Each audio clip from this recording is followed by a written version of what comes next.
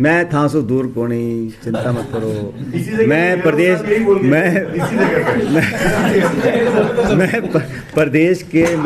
मैं प्रदेश के कांग्रेस के सुनो, मैं प्रदेश के कांग्रेस के कार्यकर्ताओं का था, कार्यकर्ताओं का हूँ और कार्यकर्ताओं का रहूंगा।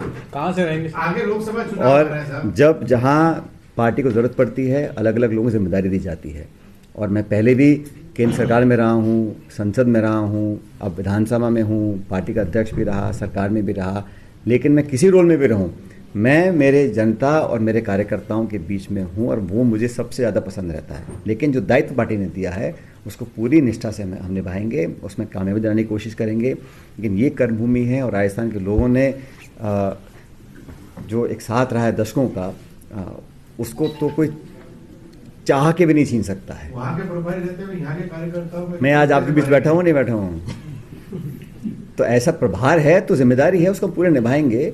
लेकिन यहाँ राजस्थान में जो हमारे वर्कर्स हैं, हमारे मतदाता हैं, उनके साथ जो अटूट संबंध है दशकों का, मैं कह रहा हूँ उसे कोई चाह के भी नहीं तोड़ सकता है। इसके बाद जब पायलट से एक रिपोर्टर ने ये पूछा कि क्या कोई चाह रहा है कि वो राजस्थान छोड़कर चले जाएं, शायद रिपोर्टर का इशारा गहलोत की ओर था, लेकिन पायलट ने सवाल को नजरअंदाज करते हुए मजाकिया अंदाज में दूसरे रिपोर्टर पर ही आरोप लगा दिया कि ये चाह रहे हैं, मैं तो नहीं चाह रहा।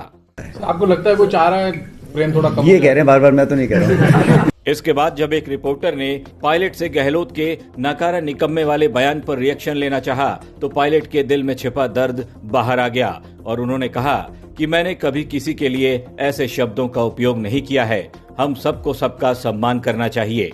सुनो मेरी बात, मैंने तो हमेशा अपनी वाणी में, अपने स्टेटमेंट्स में कभी भी किसी को ऐसे शब्दों का प्रयोग नहीं किया। जो मैं हमेशा कहता हूँ वो शब्द का प्रयोग करो जो खुद के लिए आप सुन सकते हो। और मैंने हमेशा सबको मान सम्मान दिया है, सबको आदर दिया है। अगर कहीं असहमति भी है तो उसको मैंने अलग तरह से प्रस्तुत किया है। मैंने मुद्दों के लिए, जैसे मैंने अपनी पार्टी में, सरकार में, मुझे लगा कुछ इश्यूज उठा, और जो इशू मैंने उठाए, हम सरकार में थे, उन इश्यूज को सुनकर अखिल भारतीय कांग्रेस कमेटी ने संज्ञान लिया, उनको सही माना, उस पर सरकार को निर्देशित किया, कमेटी बनी, उस पर हमने काम किया, कुछ हमें सफलता भी मिली। लेकिन नौजवानों के इश्यूज थे, पब्लिक सर्विस कमीशन के इश्यूज थे, मुझे लगा महत्वपूर्ण इश्यूज थे। जो पेपर लीक हुए थे उस पर हम लोगों ने जो पब्लिक में परसेप्शन किया कि हम और कुछ कर सकते थे, तो मैं उन इश्यूज को उठाया था। और मैंने कोई छुपके नहीं उठाया था, मैंने पब्लिक की बात उठाई थी, पार्टी के हित में उठाई थी, ताकि हम लोग उसका, अगर हम उसमें एक्शन ले रहे थे तो पार्टी ने, एआईसी ने उसको सही माना था, तभी हमने उस पर आगे कार्रवाई करी थी।